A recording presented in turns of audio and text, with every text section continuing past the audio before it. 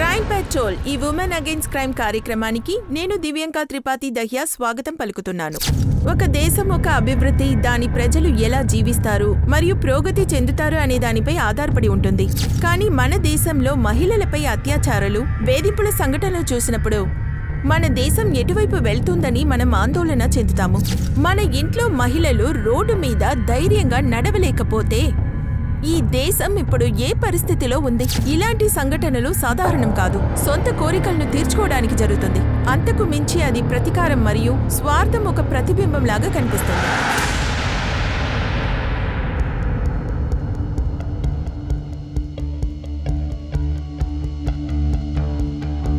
నమస్కారం.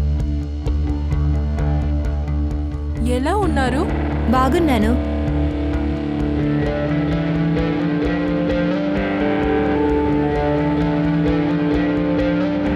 అరే ఏంటిది? ఏంటి పెద్దమ్మ ఇది? అక్కడ చూడండి, అంతా కింద ఉంపేశారు. ఇలాగా మీరు వేస్ట్ చేస్తారు? నేను మసాలా టేస్ట్ చేస్తాను, ఇవ్వండి.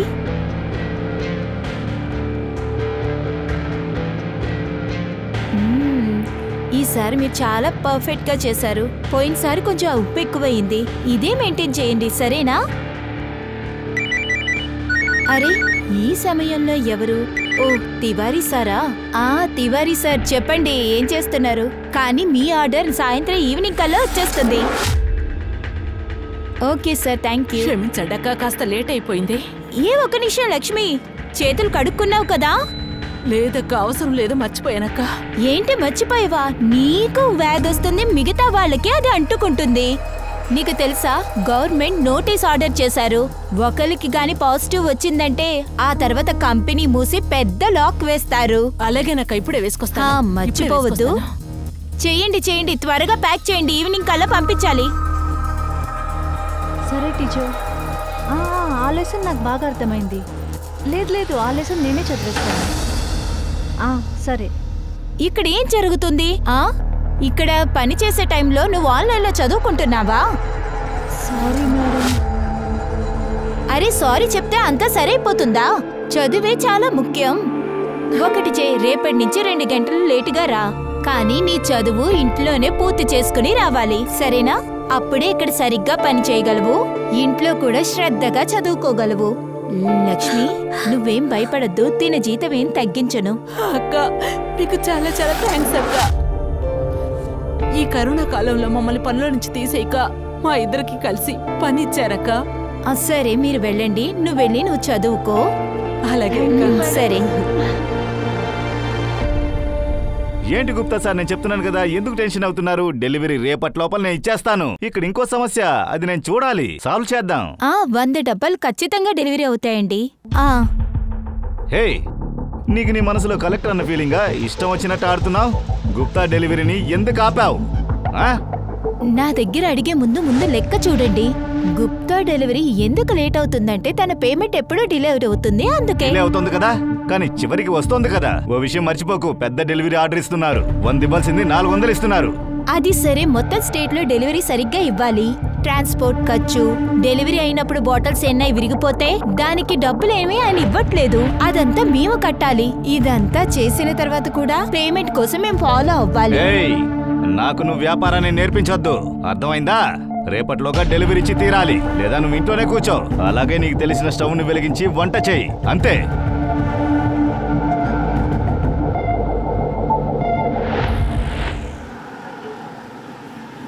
ఇదో అంతా రెడీ అయింది, నేను తీసుకొస్తున్నాను. నాన్న ఇదిగోండి, ఇది మీకోసం.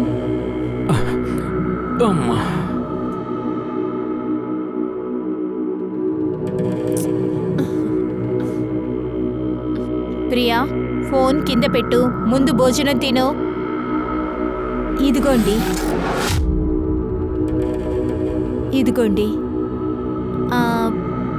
నేను ఏం చెప్పాలనుకున్నానంటే, మన ఈ పచ్చళ్ళ బిజినెస్ ఉంది కదా, దీని పెద్దది చేయడానికి మనం ఇంకా కష్టపడితే అది ఎలా ఉంటుంది? ఆహా, ఉన్నది చేతిలో నుంచి పోవాలి. పబ్లిసిటీకి ఏ డబ్బులు ఖర్చు పెడుతున్నామో అది మాత్రమే మనం సంపాదిస్తాం. ఆహా, ఎంత మంచి ఐడియా ఇస్తున్నావు. ఇక్కడ మన బిజినెస్ అతి దారుణంగా వెళ్తుంది, ఇంకా చెడగొట్టడానికి ఐడియాలు ఇస్తున్నావు. లేదు నాన్న, నేను చెప్పేది మీకు అసలు అర్థం కావట్లేదు. బిజినెస్ అంటే రిస్క్ తీసుకునే కదా తీరాలి. ఇలా చూడండి, మన అడ్వర్టైజ్మెంట్ చేస్తే సేల్ కూడా పెరుగుతుంది కదా. 20 డబ్బాలు పెట్టుకుని ఈ వ్యాపారం ప్రారంభించాను తెలుసా. ఈ రోజు లారీలుగా పంపిస్తున్నాను. నాకు సలహాలు ఇవ్వద్దు. ఫ్యామిలీ బిజినెస్ ని ఎలా ముందుకు తేవాలో నాకు తెలుసు. అదీ కాకుండా నా దగ్గర ఇలా వాగుతున్నావు కదా, అది ఖచ్చితంగా నీ తప్పు కాదు, అంతా వీడి తప్పు. ఏ ఆడది వంటింట్లో కూర్చోవాలో తనని యజమాని చేసి సంతోషిస్తున్నాడు. ఈ రోజు నాకు ఉపదేశాలిస్తుంది. ఎందుకు నాన్న బాధపడుతున్నారు? సంగీత బాగా చదువుకుంది, తనకు బాగా నాలెడ్జ్ ఉంది కదా. ఎప్పుడు పెళ్ళాం తరపున మాట్లాడొద్దురా నువ్వు. నీ పెళ్ళానికి అర్థమయ్యేలా చెప్పు. వంటింట్లో కూర్చొని వంట పని చూసుకోమను. దాన్ని వదిలేసి నా మీదే తప్పులు చూపిస్తావు. ఏంటి మీరు? నానా, మీరు ప్రశాంతంగా ఉండండి, కాస్త కోప్పడకుండా ఉండండి. మీరు చెప్పేది ఆయన తప్పని ఏమీ చెప్పలేదు. ఆయన ఏమంటున్నారంటే ఇంట్లో ఉన్న ఆడవాళ్ళు ఇంటి పని చేయకుండా బయట పని చేస్తే అందులో తప్పే ఉందని అంటున్నారు. ఏంటే ఇక్కడ నిల్చొని దిక్కులు చూస్తావు? మొదట నీ కొడుకు నా పరువు తీసాడు. వాడిష్టానికి ఒక లవ్ మ్యారేజ్ చేసుకున్నాడు. బాగా చదువుకున్న అమ్మాయిని తీసుకొచ్చి నా ముందు నిలబెట్టాడు. తనేమిటంటే ప్రశ్నల మీద ప్రశ్నలు వేస్తుంది. ఎలా మర్యాద ఇవ్వాలని కూడా తెలియదు. నాన్న నా మాట వినండి. నాన్న మధ్యలో భోజనం ఆపి వెళ్ళకండి. నాన్న. హే జీతూ, ఏమైంది?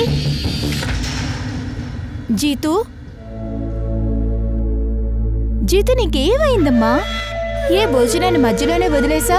మమ్మీ, నాకు తాత అంటే అసలు పడదు. ఇలా అంతా మాట్లాడకూడదు నాన్న. ఆయన మీకు తాతయ్య తెలుసు కదా. అయితే మిమ్మల్ని ఎందుకు తిడుతున్నారు? నాకు చాలా భయంగా ఉంది. మనం ఇక్కడి నుంచి బయటికెళ్ళి విడిగా బ్రతకలేమా ఏంటి? ఇలా అంతా నువ్వు మాట్లాడకూడదు నాన్న. నేను నీతోనే ఉన్నాను కదా, నేను నీ అమ్మని కదా. అందువల్ల నువ్వు భయపడాల్సిన అవసరం లేదు. ఇలా చూడు, నీకేది కానివ్వను, సరేనా? వెళ్ళి తిందామా? రా. మిశ్రా దగ్గర నుంచి డబ్బు తీసుకుని 1 అవర్లో వచ్చేస్తాను. జాగ్రత్త. వెళ్ళేటప్పుడు సరే, వచ్చేస్తాను. ఏంటమ్మా, ఇంకా అప్పడాలు ఎంతవరకు వచ్చాయి?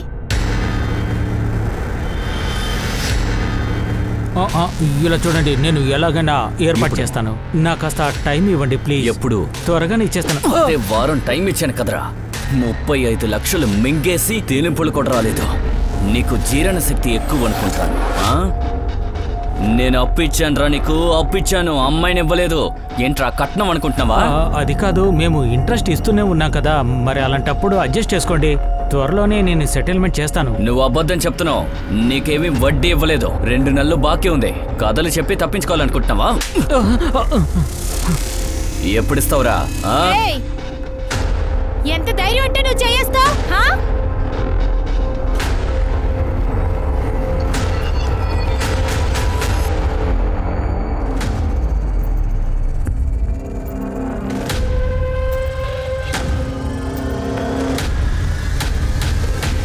డబ్బా ఎప్పుడు ఎక్కడ ఇవ్వాలో తెలుసు కదా. జాగ్రత్తగా ఉండాలి. టైంకి డెలివరీ చెయ్యాలి. వెళ్ళండి వెళ్ళండి. ఏం జరుగుతుంది? ఏంటిదంతా? ఇది నా పని. అబద్ధం చెప్పకండి. ఏం ఈ చేస్తున్నారు డిటెక్టివ్ మీరు? పనులు నా దగ్గర వద్దు, సరేనా? నా దగ్గర ఏదో దాయడానికి ట్రై చేస్తున్నారు. హే, ఎవరే నువ్వు? నన్నే ప్రశ్నిస్తున్నావు? నీ మొగుడు చేస్తున్న పచ్చాల కంపెనీలోకి వచ్చి నాశనం చేస్తున్నావే, అది చాలదా? ఎప్పుడు చూడు నా పనిలో జోక్యం చేసుకుంటున్నావు. ఇంకో విషయం, నా పనిలో జోక్యం చేసుకున్నావనుకో నిన్నింట్లో కూర్చోబెడతా. పోవే. ఏంటి మీరు? ఏమయ్యా బండిది?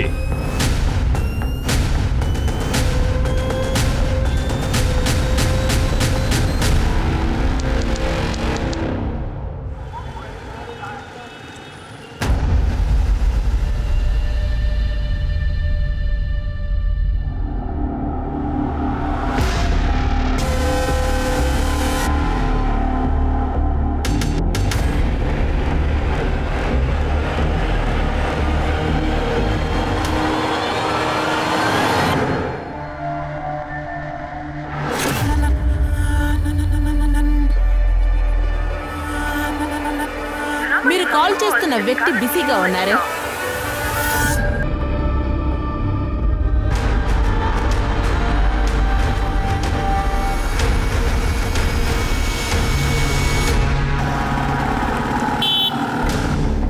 బాబు, సంగీత గురించి ఏమైనా తెలిసిందా? ఎక్కడా లేదమ్మా.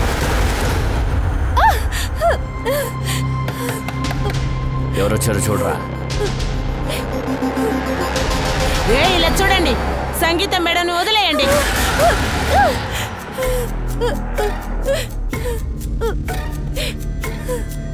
నువ్వు ఇంత దూరం వెళ్తావా? నేను ఈ ఊరు సర్పంచ్ని, అందుకని హెచ్చరిస్తాను, నువ్వు ఊరికి ఆడకు. దీని తర్వాత ఏ అమ్మాయినైనా నువ్వు తప్పుగా చూసావనుకో, గుర్తుంచుకో, నువ్వు చేయబోతున్న ప్రతి పనిలో నేను నిన్ను ఆపేస్తాను. రండి సంగీత మేడం. ఏంటి సర్పంచ్ గారు? నా పేరు లలన్ యాదవ్. నా గురించి మీకు అంతగా తెలీదు. నేను ఒక విషయాన్ని చూస్తేనే కాజేస్తా. ఇలా ఎన్ని రోజులు కాపాడతారో చూస్తాను. రండి. నిన్ను ఊరికే వదిలిపెట్టండిరా. సరే రండి, పర్వాలేదు.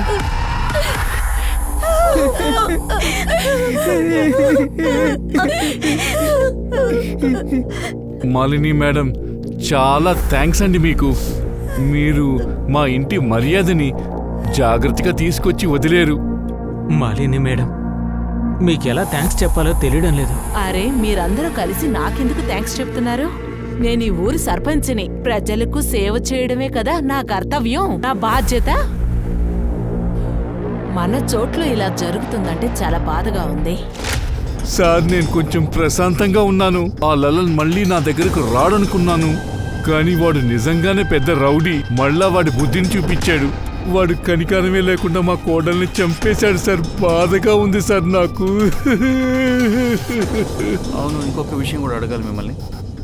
సంగీత ఎలా ట్రావెలింగ్ చేసేది? ఐ మీన్, ఆమె నేను గుడికి ఎలా వెళ్ళింది అని. వాళ్ళు ఎప్పుడు కారులోనే వెళ్ళేవారు, కానీ ఇప్పుడు మా తలరాత బాగోలేదు. ఇంట్లో 2 బండ్లున్నాయి. ఒకటి సునీల్, ఇంకోటి కమలేష్ తీసుకెళ్లాడు. తను ఆటోలో వెళ్ళింది. శర్మ, లలన్ పారిపోకముందే అతన్ని అరెస్ట్ చేయి. ఇంకా ఆ ఆటో స్టాండ్లో కూడా ఎంక్వైరీ చేయి. ఈ లేడీని చూసావా? అవును సార్, చూశాను. నిన్న సాయంకాలం వచ్చారు. మాస్క్ వేసుకుని మనోజ్ రిక్షాలో కూర్చొని ఇక్కడి నుంచి వెళ్ళిపోయారు. మనోజ్ ఎక్కడున్నాడు?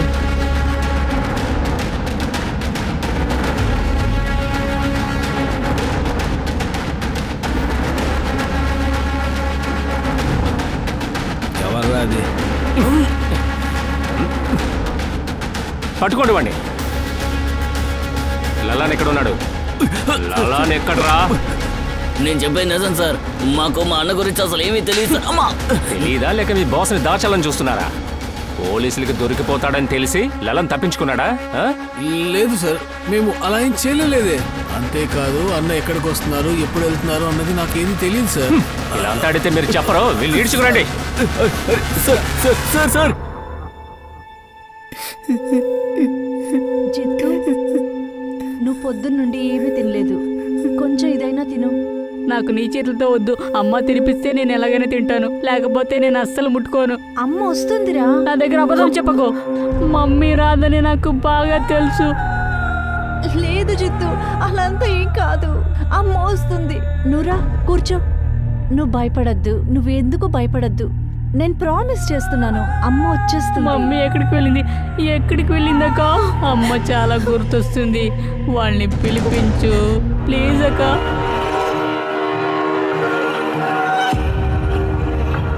నేను నిన్ను మీట్ చేయాలి ఇప్పుడే, ఈ క్షణమే.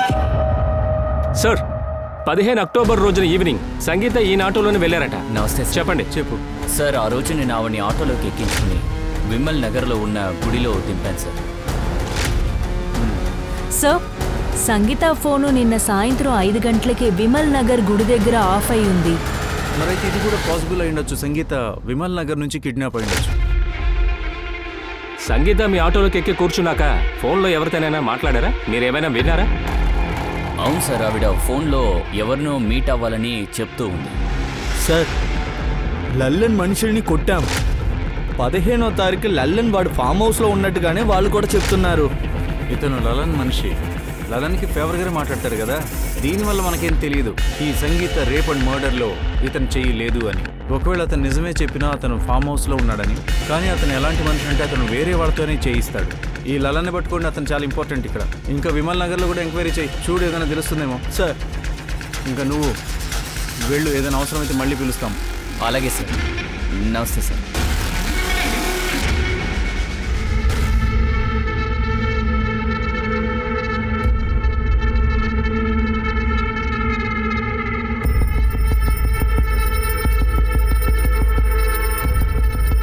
న్యూస్ విన్నావా?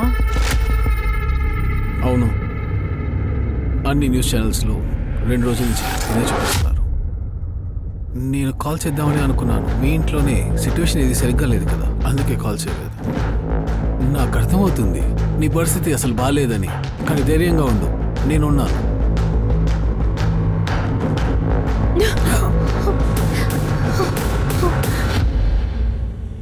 ఏమైంది? దాచిపెట్టకుండా నిజం చెప్పు. ఒకవేళ నువ్వే మా అమ్మని మర్డర్ చేసావా? నేనా? ఏం మాట్లాడుతున్నావు? చూడండి, పోలీస్ ఇన్వెస్టిగేషన్ జరుగుతోంది. మమ్మల్ని మా పని చేసుకునివ్వండి ప్లీజ్. సార్, మీ ఇన్వెస్టిగేషన్ ఎక్కడి దాకా వచ్చింది? ఏదైనా లీడ్ దొరికిందా మీకు? చూడండి, పోలీసు వాళ్ళు... అరే ఆగండి, మీడియా వాళ్ళలారా ఆగండి. మీ దగ్గరే మాట్లాడడానికి వచ్చాను, కాసేపు ఆగండి, కాస్త వెయిట్ చేయండి. ఇన్స్పెక్టర్ సార్, మిమ్మల్ని చేతులు జోడించి అడుగుతున్నాను. సంగీతాన్ని హత్య చేసిన వాళ్ళని కాస్త కనిపెట్టండి. వెంటనే మీరు పట్టుకొని తీరాలి. ఆమె చనిపోయినప్పటి నుంచి మహిళలు బయటకు రావడానికి చాలా భయపడుతున్నారు. కనిపెట్టండి. చూడండి, అతను మేము తప్పకుండా పట్టుకుంటాం. కేవలం మేము డ్యూటీ చేయాలి కాబట్టి మాత్రమే కాదు, ఇంకా ఎందుకంటే ఎవరైతే స్త్రీలను గౌరవించారో, ఇంకా వాళ్ళని దౌర్జన్యం చేస్తారో వాళ్ళు బయట కాదు, జైల్లో ఉండాలి. కానీ అప్పటి వరకు ప్లీజ్, మీ అందరికీ నా వినతి, దయచేసి మమ్మల్ని మా పని చేసుకునండి ప్లీజ్. చాలా థ్యాంక్స్. ఇలా చూడండి, మీరు చెప్పాల్సిన విషయాన్ని నేనే చెప్పేశాను. మళ్ళీ ఇంకేం జరుగుతుందో చూద్దాం. వెళ్ళేస్తాను. సార్, పోస్ట్ మార్టం రిపోర్టు ప్రకారం చూస్తే సంగీత హత్య నైట్ 12 గంటల నుండి 3 గంటల లోపల జరిగింది సార్. బాడీకి పక్కన ఉన్న తాడుతోనే మెడని నులిపారు సార్. సార్, ప్రైవేట్ పార్ట్స్లో ఇంజరీస్ ఉన్నాయి. రేప్ చేసిన వాళ్ళు కాండమ్ యూజ్ చేశారు, సో మనకి సేమేం దొరకలేదు సార్. ఈ తాడు మీద ఏదైనా ఫింగర్ ప్రింట్స్ దొరికాయా? లేదు సార్. చాలాసార్లు రేప్ జరిగింది అంటే అర్థం ఒకరికంటే ఎక్కువ మంది భాగమయ్యాడు.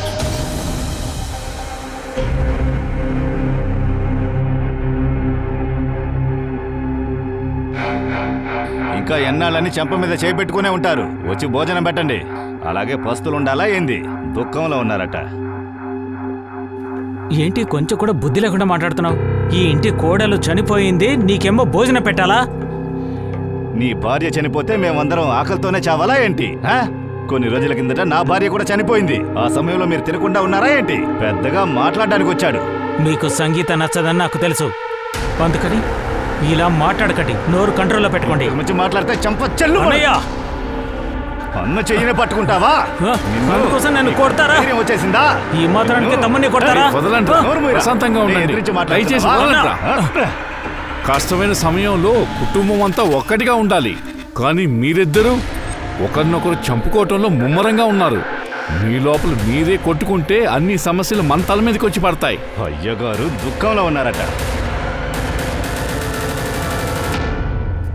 ఈ సంగీత 15 అక్టోబర్ దగ్గర 4 గంటలకి ఇంటి దగ్గర నుంచి గుడి కోసం బయలుదేరింది. ఆ తర్వాత ఆమె తన భర్తతో పాటు చేరుకోవడానికి మార్కెట్ వెళ్లాల్సింది.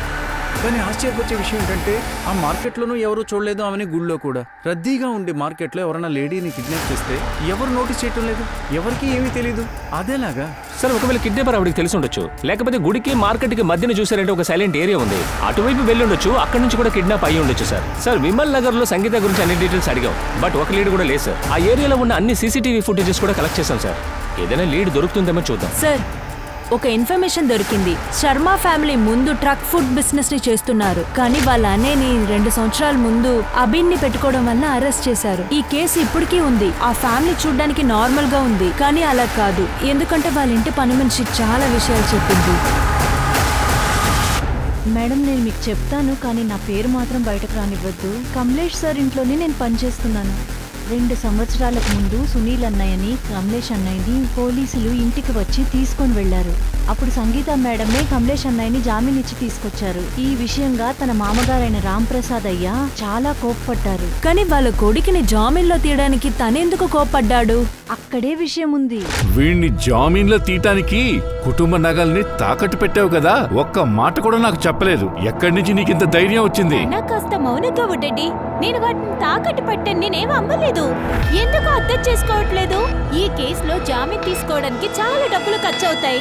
ఇంకా ఇంకొక విషయం చెప్తాను, ఎప్పుడు బిజినెస్ బాగా రన్ అవుతుందో అప్పుడు మన నగలు తెచ్చేసుకుందాం. ఇదెవరు చేస్తారు? ఈ బిజినెస్ ను సరిచెయ్యాలా ఎవరు చేస్తారు? ఈ కుక్క వీడిని విడిపించే బదులుగా సునీల్ను విడిపించి ఉండాలి. వాడికి జామీన్ తీసుకుని ఉండాల్సింది. వాడు చూసుకుని ఉండేవాడు, అంతా సరైపోయిండేది. ఈ వెధవికి కూర్చొని తినడమే తెలుసు. క్షమించండి నాన్న, ఈయనేమి సోమరిపోతాడు కాదు, మీ పెద్ద అబ్బాయి సోమరిపోతాడు. తప్పులు వాడు చేస్తున్నాడు.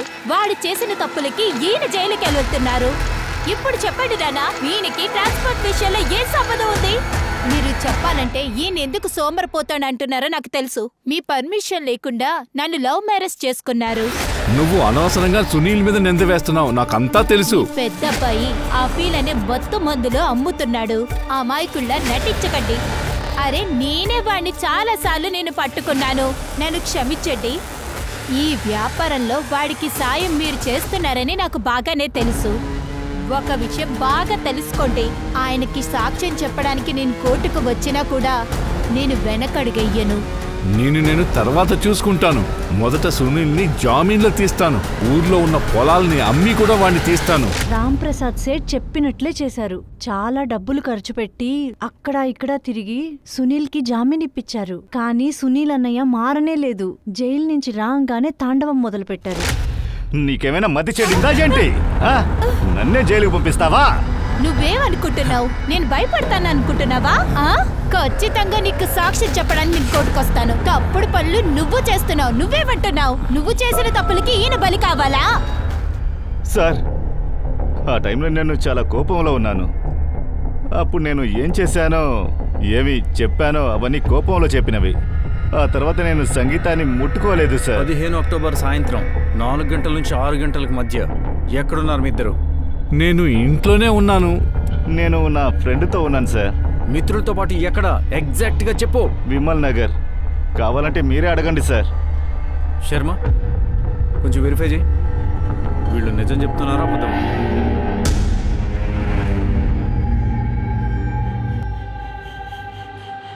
నీతో చాలాసార్లు చెప్పాను, సంగీత మ్యాటర్ క్లోజ్ అయ్యేంత వరకు నువ్వు నాతో ఫోన్లో మాట్లాడొద్దు అని. ఇలా చూడు, కాస్త సైలెంట్గా ఉండు, లేకపోతే చాలా సమస్యలు వస్తాయి.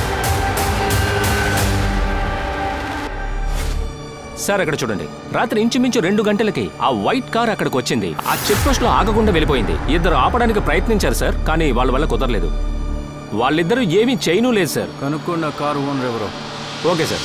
సార్, సంగీత యొక్క మొబైల్ లొకేషన్ విమల్ నగర్ గుడి పక్కన ఉండింది. ఎప్పుడు లొకేషన్ మూవ్ అవడానికి ప్రారంభించిందో అప్పుడు ఫోన్ స్విచ్ ఆఫ్ అయిపోయింది. ఇందులో ఇంట్రెస్టింగ్ అనే విషయం ఏంటంటే సునీల్ మొబైల్ లొకేషన్ కూడా విమల్ నగర్ లోనే చూపిస్తాం సార్. అయితే సునీలే సంగీతాన్ని కిడ్నాప్ చేసి ఉండొచ్చు. అయినా ఎవరికి ఏం తెలియదు. ఒకవేళ ఇంకొకరి సహాయంతో కిడ్నాప్ చేసి ఉండొచ్చు. అలాగే కిడ్నాప్ ని మానిటర్ కూడా చేసి ఉండొచ్చు. అయి ఉండొచ్చు. ఈ రామ్ ప్రసాద్ ఇంకా లల్లన్ యొక్క లొకేషన్ ఏంటి అప్పుడు? Sir, Ram Prasad mobile location ఆయన ఇంటి పక్కన చూపిస్తోంది. తర్వాత లల్లన్ ఒక mobile location farm house. Sir, మన వాళ్ళు ఏమంటున్నారంటే లల్లన్ తమ్ముడు వాడు 2వ ఫామ్ హౌస్ లో కూర్చున్నట్టుగా చెప్తున్నారు. శర్మ, రారా. సార్ సార్ సార్, నేను చెప్పేది వినండి సార్. మీరు ఆ సంగీత కోసమే కదా ఇక్కడికి వచ్చారు. పోనీ ఎవరినైనా అడగండి సార్. తను కనిపించకుండా పోయిన రోజు నేను బలరాం ఫామ్ హౌస్ లో ఉన్నాను. పోనీ మా మనుషులను అడగండి సార్. నేను అడిగిన వెంటనే చెప్పేస్తారా సార్? వాళ్ళెందుకు నేను అడగాలి? నువ్వు ఉన్నావు కదా, ఎక్కించండి బండిలోకి.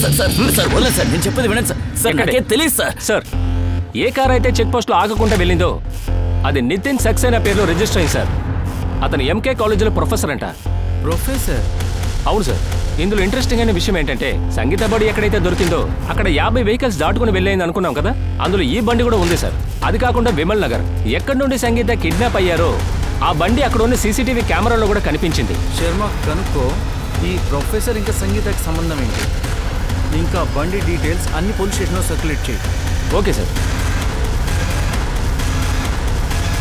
సార్, 15th ఆగస్ట్ రోజే నా బండి దొంగిలించబడింది. చూడండి, నేను రిపోర్ట్ కూడా ఇచ్చాను. సంగీత శర్మ మీకెలా తెలుసు? సార్, సంగీత శర్మనా? ఎవరు నాకు తెలియదు సార్. అయ్యుండొచ్చు. కానీ కిడ్నాప్ జరిగిన తీరును బట్టి చూస్తే దాన్ని బట్టి అనిపిస్తుంది సంగీతకి కిడ్నాపర్ ఎవరో తెలుసు, అందువల్ల ఎవరు నోటీస్ చేయలేదు. ఒకవేళ లల్లన్ సంగీతాన్ని మళ్ళీ కిడ్నాప్ చేసి ఉండొచ్చు అనిపిస్తుంది సార్. కానీ ఒకవేళ లల్లన్నే సంగీతాన్ని కిడ్నాప్ చేస్తే, కానీ అవంత సులభంగా ఆయనతో పాటు వెళ్ళదు, ఎవరో ఒకరు నోటీస్ చేస్తారు. కానీ లల్లన్ కాకపోతే ఇంకెవరు చేసి ఉండరు. Excuse me sir. హలో, ఏ ప్లేస్లో? పోలీసులకు అనుమానాలైతే సంగీత కుటుంబంపైనే ఉన్నాయి. ఒక వ్యక్తికి మొదటి రక్షణ అతని కుటుంబం నుండే వస్తుంది. అయినప్పటికీ వారింత నీచమైన పని చేస్తారా? సంగీత మరియు కోమల్కు ఒకరినొకరు తెలుసు. ఇక్కడ మనకు ఉన్న ప్రశ్నలేంటి? వీళ్ళిద్దరు మరణానికి ఎవరు బాధ్యత వహిస్తారు? కాబట్టి ఏ సంఘటన వీళ్ళిద్దరిని ఇక్కడ కలుపుతుంది? హత్య చేసింది ఒకే వ్యక్తే. మీకు దీని గురించి ఏమైనా తెలుసా, లేక ఎవరి మీద అనుమానం ఉందా? అంటే వాడు వీళ్ళని చంపుండొచ్చు. అవును, నాకు తెలుసు, బాగా తెలుసు నాకు. ఇదంతా బుద్ధులేనాడు వినోద చేసుంటాడు. ఎవరు చెప్పరా సార్? కోమల్ని నేనెందుకు చంపుతాను సార్? నేను తనని ప్రేమించాను సార్. లవ్ చేస్తున్నావా ఆమెని? నువ్వు వ్యాపారం చేయాలనుకున్నావా ఆమెతో? లేదు సార్, నేనేదో ఊరికే సరదాగా అలా మాట్లాడాను సార్. అలా మాట్లాడినందుకు తర్వాత బాధపడ్డాను సార్. అందుకే క్షమాపణ అడుగుదామని వెళ్ళాను సార్. నిన్న మధ్యాహ్నం తన వెనకాల వెళ్ళాను. అప్పుడే సార్ నేను చూశాను.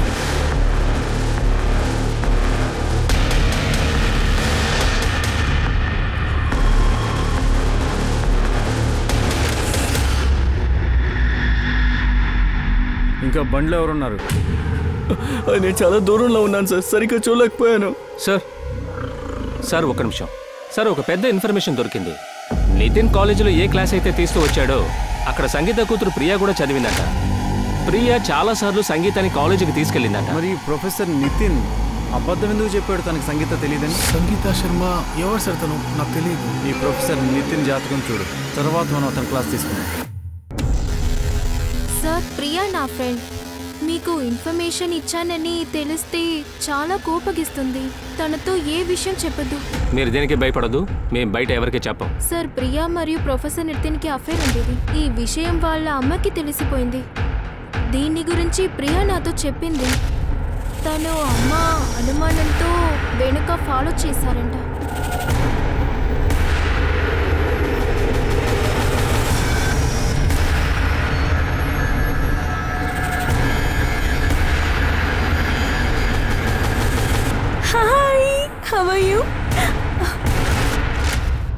సార్, నేను మీ దగ్గర నిజం దాచకుండా ఉండాల్సింది తప్పే.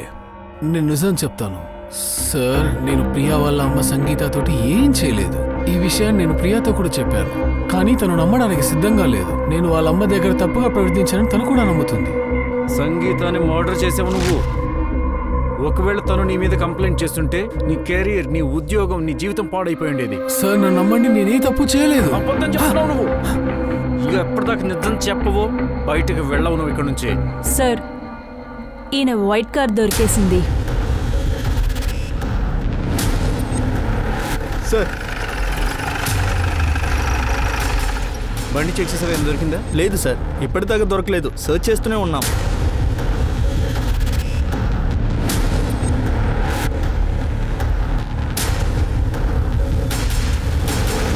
రెండు మర్డర్స్ తర్వాత బండి ఇక్కడే వదిలిపెట్టి వెళ్ళినట్టు అనిపిస్తోంది.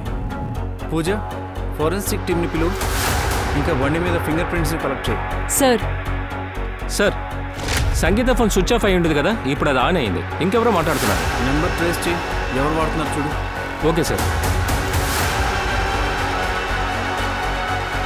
ఫోన్ ఇవ్వు. సార్ ఏం చేస్తున్నారు సార్? ఇది ఎవరి ఫోన్? ఈ ఫోనా? ఈ ఫోనే కదా ఒకరు నా దగ్గర అమ్మేసి వెళ్ళాడు. వాడెవరో మీకు తెలుసా? పేరు, గుర్తు ఏమైనా? సార్, పేరైతే తెలీదు, కానీ గుర్తులు చెప్పగలను. స్కెచ్ చేస్తావా? సార్, నితిన్ కారులో వాడి ఫింగర్ ప్రింట్ కాకుండా ఇంకొకరిది కూడా దొరికింది సార్. మన డేటాబేస్లో మ్యాచ్ అవుతుంది. ఇక్కడ చూడండి, వీడి పేరు రంగా. 5 సంవత్సరాల ముందు మర్డర్ కేసులో జైలుకి వెళ్ళాడు. ఏ ప్రూఫ్ లేదని వీడిని రిలీజ్ చేశారు. వీడి ఫింగర్ ప్రింట్ కూడా ఉంది. సార్, సంగీత ఫోన్ ఎవరైతే మొబైల్ షాప్లో అమ్మారో వాడి స్కెచ్ సార్. ఇచ్చు గుర్తుపెట్టావు ఎవరు? సార్ వద్దు సార్, నొప్పి సార్, వద్దు సార్. విషయం చెప్తావా ఇంకా చూడాలా? ప్రొఫెసర్ బండి మీద నీ ఫింగర్ ప్రింట్స్ దొరికాయి, మొత్తం చెప్పు లేదా దూరిపోతుంది. సార్ మీకు దండం పడతాను సార్, వద్దు సార్, నేను చెప్పొస్తాను. ఏంటి కోమల్ మేడం? మా ఇద్దరిని వాళ్ళకి బాగా తెలుసు. మాలిని మేడం కూడా నన్ను చూసారు సార్. కానీ ఇదంతా నా ఇష్టంతో చేయలేదు సార్, ఇదంతా వాడే చేయమని చెప్పాడు. ఎవడు వాడు?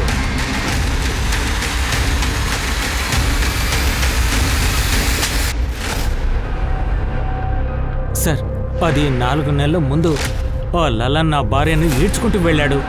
అప్పుడు మాలిని మేడమే వచ్చి తన్ని కాపాడింది. ఆవిడ పవర్ పొజిషన్ అంతా చూసి నేను ఆవిడ్ని లవ్ చేయడం మొదలుపెట్టాను. నాకు పవర్ పొజిషన్ కావాలనిపించింది. ఆవిడ నన్ను ఇష్టపడ్డారు, నా లవ్ని అంగీకరించారు. సార్, నేను తన్ని పెళ్లి చేసుకోవాలనుకున్నాను. కానీ మాలినికి ఇది పూర్తిగా ఇష్టం లేదు. ఎందుకంటే నేను సంగీతాన్ని వదిలి రావడం తనకు నచ్చలేదు. కానీ నేను చాలా ఆత్రుతగా ఉన్నాను. నేను మాలిని చాలా మనసారా ఇష్టపడ్డాను సార్. అందుకే నేను ఏం ఆలోచించానంటే, సంగీత చనిపోయిందంటే మాలిని తనే వస్తుంది కదా సార్. తనంతట తాను చనిపోలేదు, నువ్వే చంపేసేవామని. తర్వాత చెప్పు. ఇదంతా చేయడం కోసం నేను మాలిని బాడీగార్డ్ రంగాన్ని కలుసుకున్నాను సార్. నాకు అతను బాగా తెలుసు సార్. అప్పటికే ఎన్నో తప్పులు చేశాడు, ఎన్నో కుట్రలు కూడా చేశాడు. దాంట్లో అతనికి పేరుంది సార్. డబ్బుకు ఆశపడి ఆ రంగా సంగీతాన్ని చంపడానికి సిద్ధపడ్డాడు. నా ప్లాన్లో చిక్కుకున్నాడు. నేనే కావాలని ఆ నితిన్ కార్ని దొంగిలించేలా చేశాను. నాకు తెలుసు సంగీత నితిన్ మీద చాలా కోపంగా ఉంది. ఇది బయటికి తెలిసినా నితినే ఇరుక్కుంటాడు. అంతేకాకుండా ప్లాన్ చాలా సరిగ్గానే వెళుతూ ఉండింది. రంగా సంగీతాన్ని రేప్ చేసి చాలా పెద్ద తప్పు చేశాడు. కేసు చాలా పెద్దదైపోయింది. ఇక మీరు కూడా మా ఇంటికి వచ్చారు, ఎన్నో ప్రశ్నలు అడిగారు. నేను భయపడి మిమ్మల్ని ఎలాగైనా తప్పుదో పట్టించాలనుకున్నాను. వెంటనే రంగాతో చెప్పాను, సంగీతాను రేప్ చేసినట్టుగానే ఎవరైనా అమ్మాయిని కూడా అలాగే చేయమన్నాను. అప్పుడు తను కోమల్ని తీసుకున్నాడు సార్. మరి దొరికిందా పవర్ ఇంకా పొజిషన్? పైగా నీ భార్యను చంపేసి నీ పిల్లల్ని కూడా అనాథలుగా చేసావు. ఇక మిగిలిన జీవితం అంతా జైల్లోనే.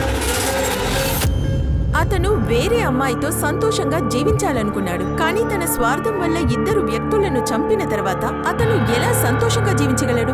ఇదొక అంతులేని గందరగోళంగా ఉంది. అనిక కుటుంబాన్ని నాశనం చేయడం ద్వారా ఆనందాన్ని ఎలా నిలబెట్టుకోవచ్చు? నేను దివ్యాంక త్రిపాఠి దహియాని. నేను ఇప్పుడు బయలుదేరుతున్నాను. ఒక కొత్త కేసుతో రేపు కలుద్దాం. మీరు crime petrol women against crime ని చూస్తూ ఉండండి. ఒక మహిళపై దాడి జరిగితే చాలా మంది మేల్కుంటారు. జై హింద్.